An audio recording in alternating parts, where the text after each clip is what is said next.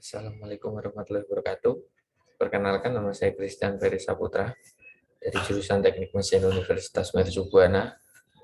Pada kesempatan kali ini saya akan mereview salah satu jurnal internasional yang berhubungan dengan korosi untuk memenuhi tugas besar mata kuliah korosi. Jurnal yang akan saya review kali ini adalah tentang Mechanism of Pitting Corrosion Protection of Metal and Alloys oleh Vladimir Alexandrovich Garchev, Andrei Evgeniyevich dari Rusia. Latar belakang adanya penelitian jurnal ini adalah yang pertama, kerugian logam akibat korosi membentuk 12% dari total berat logam yang ada di Rusia. Yang kedua, kerugian korosi di tingkat global mencapai 4-6% dari pendapatan nasional di negara-negara maju. Jika diuangkan pada 2018 mencapai 2-4 triliun US dollar. Yang berikutnya, kerugian tidak langsung. Hal ini berkaitan dengan kegagalan struktur. Yang berikutnya, proses manufaktur yang terhenti sehingga mengakibatkan kerugian. Rumusan masalah penelitian ini adalah yang pertama, perlunya peningkatan metode perlindungan terhadap korosi pada besi dan baja. Perlunya pengembangan bahan baru yang tahan terhadap korosi. Perlunya analisa mendalam tentang pitting corrosion yang banyak terjadi di industri-industri besar seperti industri kimia, industri perminyakan, dan industri infrastruktur di negara-negara maju maupun negara-negara berkembang. Tujuan dari penelitian ini adalah mendapat bahan atau material baru yang lebih tahan terhadap korosi, mendapat jenis perlindungan internal untuk meningkatkan masa pakai material terhadap serangan korosi, menghasilkan bahan multilayer dengan internal pelindung. Dalam jurnal ini kita memfokuskan menghasilkan bahan multilayer dengan internal pelindung. Korosi lubang atau pitting corrosion adalah tipikal korosi yang menyerang logam yang rentan terhadap kepasifan karena adanya oksidasi yang kuat. Kondisi utama yang menyebabkan pitting corrosion adalah pergeseran potensial elektrokimia ke arah lebih positif dari nilai kritis tertentu yang dikenal dengan potensi pitting. Kehadiran simultan pengaktifan anion fluor, klorin, bromin, yodium, dan zat pengoksidasi seperti oksigen dalam pembentukan pitting corrosion. Dalam penelitian ini, kita akan melakukan dua pengujian dengan tipe pelapisan yang berbeda di lapisan kedua dan lingkungan yang berbeda. Multilayer yang kita bikin kali ini adalah 3 lapis. Yang pertama, menggunakan 12X 18H9T, lapisan pertama, lapisan kedua steel 10, lapisan ketiga 12X 18H9T atau sama dengan lapisan pertama. Metode penelitian ini yang kita gunakan adalah metode eksperimental. Kita akan membuat bahan multilayer dengan 3 lapisan.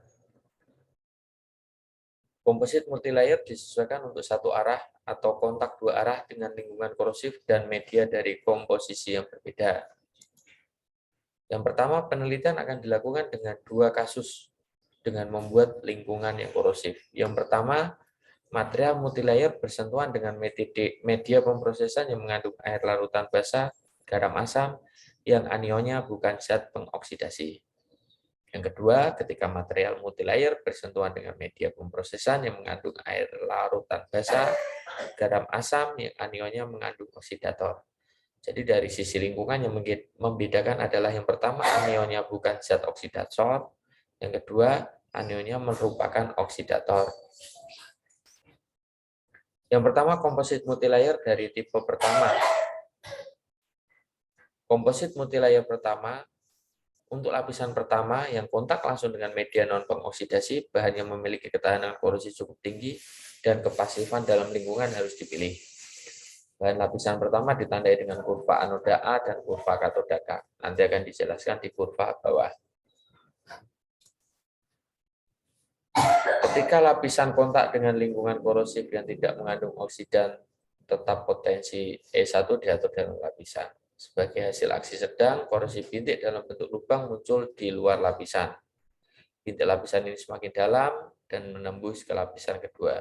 bahan dari lapisan kedua dipilih dengan nilai potensial elektrokimia dengan media pemrosesan lebih rendah dari potensial elektrokimia lapisan logam pertama. Sehingga dalam penelitian pertama dengan lingkungan non-oksidasi, lapisan kedua akan dijadikan korban atau akan dijadikan anoda. Ini adalah kurva dari penelitian pertama dengan multilayer 3 lapis dan dengan lingkungan yang anionnya non-oksidator. Berikutnya kita akan melihat pitting corrosion yang terjadi pada penelitian pertama. Jadi korosi pertama terjadi pada lapisan pertama, masuk ke lapisan kedua. Karena lapisan kedua potensialnya lebih rendah, maka lapisan kedua akan termakan oleh korosi dan dia akan bersifat menjadi anoda untuk melindungi lapisan ketiga dan untuk melindungi material yang kita lapisin, sehingga material tidak mengalami korosi. Komposisi pada lapisan ketiga sama dengan lapisan pertama. Ketika kedalaman rongga pelindung menjadi sama dengan ketebalan, lapisan ketiga akan menjadi katoda. Laju korosi lapisan kedua akan meningkat dan korosi tertahan di lapisan kedua. Yang berikutnya komposit multilayer dari tipe kedua. Komposit ini berbeda. Untuk lapisan pertama yang berhubungan langsung dengan media pengoksidasi, bahan yang kita pilih adalah bahan yang memiliki ketahanan korosi dan kepasifan cukup tinggi. Yang kedua, untuk lapisan kedua, potensi elektrokimianya kita pilih lebih tinggi dari potensi elektrokimia lapisan pertama. Dalam penelitian pertama, potensi elektrokimia lapisan pertama justru lebih tinggi dari lapisan kedua.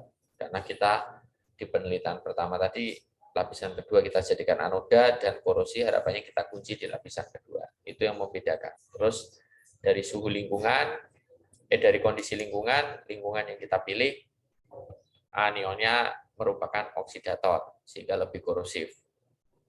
Yang berikutnya, bahan kedua yang kita pakai di penelitian kedua ini juga harus memiliki tegangan hidrogen lebih rendah dibanding bahan lapisan pertama.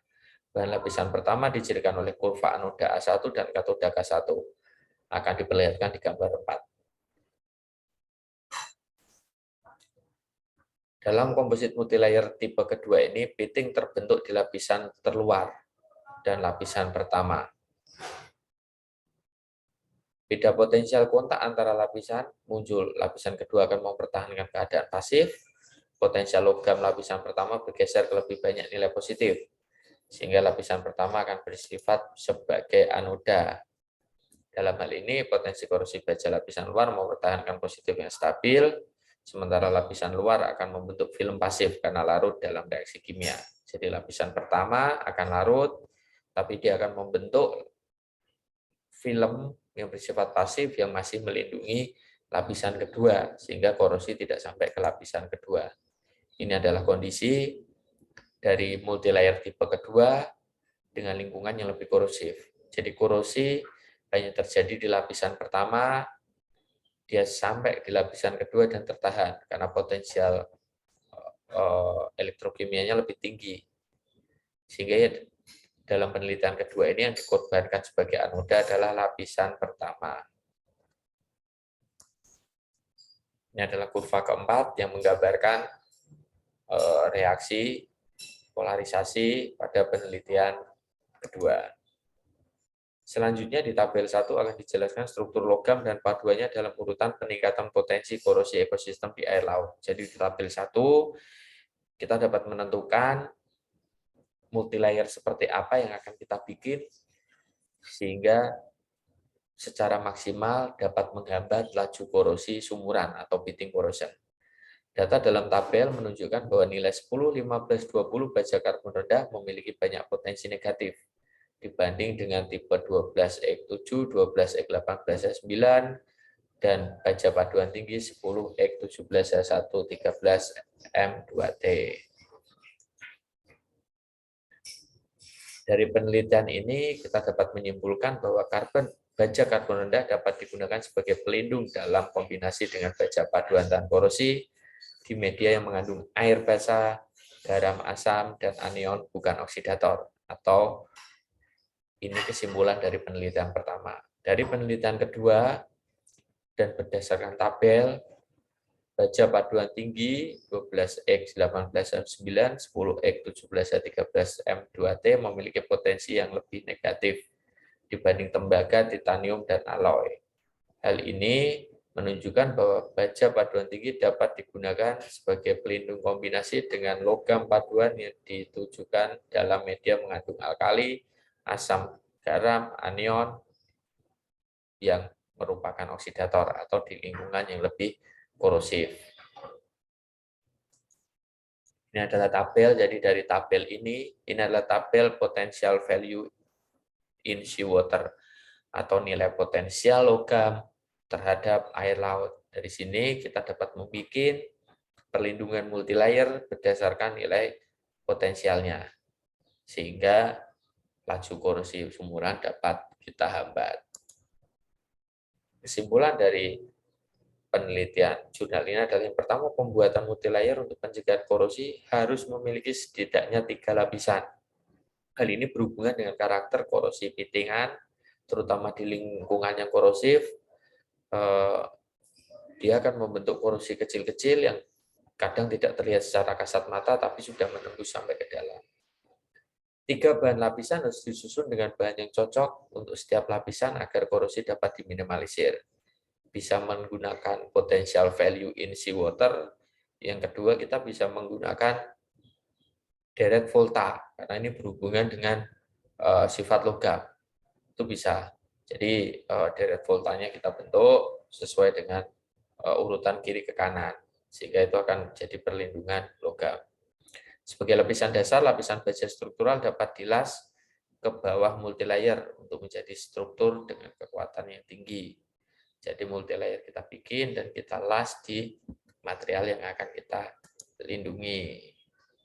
Bahan logam multilayer harus terdiri dari paduan logam dengan harga yang terjangkau. Jangan sampai multilayer atau logam yang menjadi pelindung lebih mahal dari material yang kita lindungin. Jadi di dunia industri kita juga harus mempertimbangkan benefit yang kita dapatkan. Mungkin sekian dari saya. Terima kasih. Wassalamualaikum warahmatullahi wabarakatuh.